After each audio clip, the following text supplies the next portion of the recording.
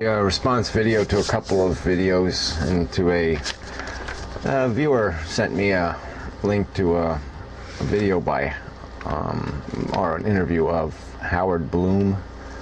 Yeah, I don't know him from anybody, but anyway, I'll post a link over here. It's about 25 minutes long. Google video, I think. So anyway, it has a lot of the same themes in it that I've talked about. It doesn't exactly say lizard ape brain, but he comes pretty close to saying that. You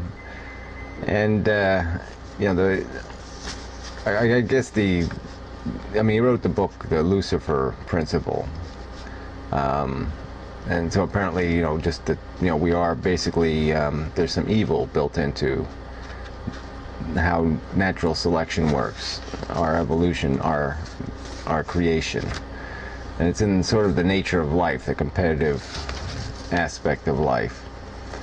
That there's not, he doesn't directly say that, but that there's not a lot of fairness or eloquence in any of this competition. It's rather crude and brutal. The weird part is there really isn't a theme or direction or end. He's optimistic, and it's hard to understand exactly why, because it's, to me, it's not a conclusion that leaves you with much optimism. Certainly we can overcome our nature. That's the basic theme, and if that seems, well, of course we would do that. That's what having intelligence and a capacity to judge ourselves would obviously lean us towards. But what he doesn't explain is, you know, what's the greater end here? I mean, if nature is corrupt, if nature doesn't provide us a purpose, can we contrive one, or should we contrive one, is the more important question. A little weird, you know, towards the end of it, he's talking about, almost about how he's, you know, him or this other guy got to be followed like some kind of messiah or something. And I was thinking about the whole following kind of idea and leadership, and it's really shouldn't be about leaders. It should be about ideas. Ideas should be the leader. People shouldn't need a leader to tell them the truth. I mean, the truth should be explainable, then they got the truth. It's almost like what was, you know, Jesus's message was kind of vague.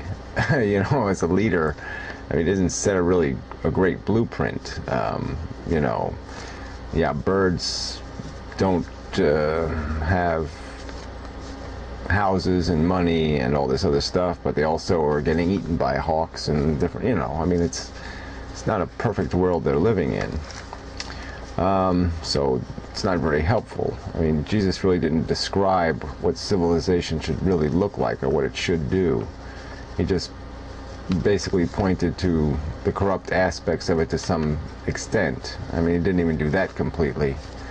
You know, the famous line that I was bothered by was his response to Judas by saying, you know, the poor you will have with you always. You know, that just not a very optimistic statement for a savior. So anyway, so that was just kind of weird, because I'm sort of struggling with the message, and then, you know, in light of what Nick, you know, the Modern Mystic has sort of pointed out in his videos. I mean, I'll link to them also. Because I haven't really responded to him, because I don't know really how. I mean, yeah, the fact is we're going to run out of oil. The fact is our energy consumption is going to have to pretty dramatically be reduced, because we're not going to have big energy anymore, big free energy. We can have energy, we can have sustainable resources. You know, we can pull energy from the environment, but it's not going to be in the volume and that we can currently pull from almost nothing. Like I said, oil took millions of years. It's millions of years of energy, basically, of solar energy that's been stored for us, and we're just pulling it out. It's like emptying a battery. We're emptying the battery. But that's not sustainable. You have to have something to put the energy back into the battery.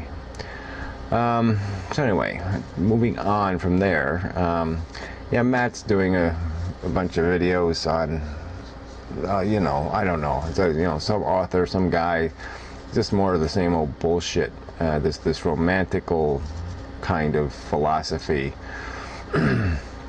where the seasons are all magic and the moon is all magic and the tides are all everything's magic, magic, magic, mystical, wonderful, blah blah blah. And that you know, it just takes us back to this everybody's always looking for these metaphors and something to attach life to and connect it to, and to somehow make it make sense. And it doesn't make sense. I mean, it is Lucifer, and we can certainly paint a pretty face on Lucifer. We can say, you know, that would be Mother Nature, and we can make it all pretty because our senses are pleased. But the fact that our senses are pleased really doesn't mean much. We don't have a objective definition of beauty inside of us. We don't. It's completely subjective. It's completely personal. And it's personal to our species, and then personal to our culture and our civilization and our personal upbringing. I mean, there's a lot of things that go into that mix, and none of them have anything to do with intelligence. And so the fact that we are impressed by something's beauty is pretty unimpressive as a fact, or as a reality.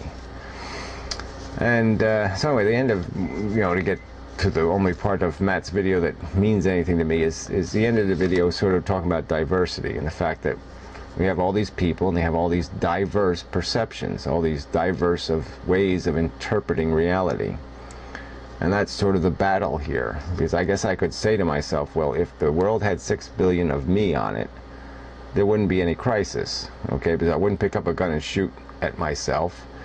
I would recognize that there's a problem with energy. We have to change how we use it. We have to invest in the future, not invest in the past, in the present.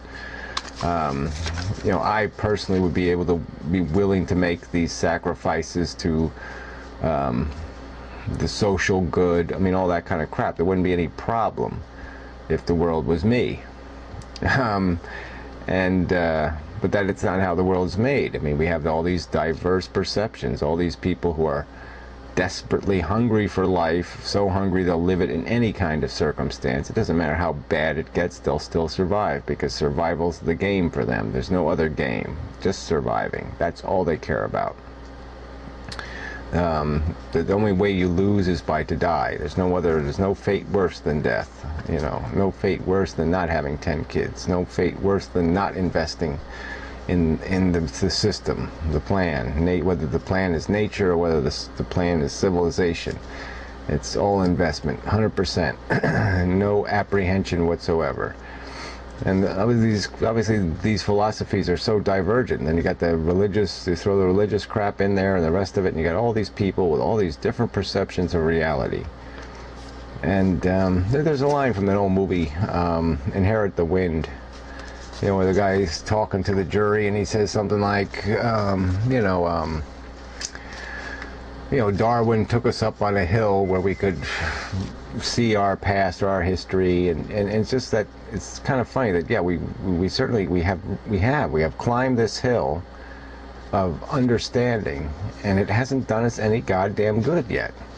I mean, in a real sense. I mean, there's just so many people that, number one, they don't, the hill doesn't exist, you know, for as far as they're concerned. And then the people who have climbed the hill, they're still carrying with them the same bullshit they had at the bottom of the hill. They haven't really learned by climbing the hill. They just took the facts of evolution and just somehow bent them and twisted them to fit into the cultural facts they've already accepted. And so there was no real significance to this new understanding. It didn't change how they view the world very much. And so there wasn't really much of a point in having the knowledge.